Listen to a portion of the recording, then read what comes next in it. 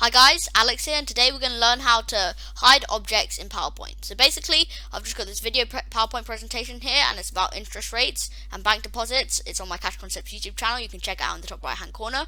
But anyway, we're learning how to hide objects in PowerPoint. So this appears for a short while during this slide, and I want to hide it while I work on the rest of it.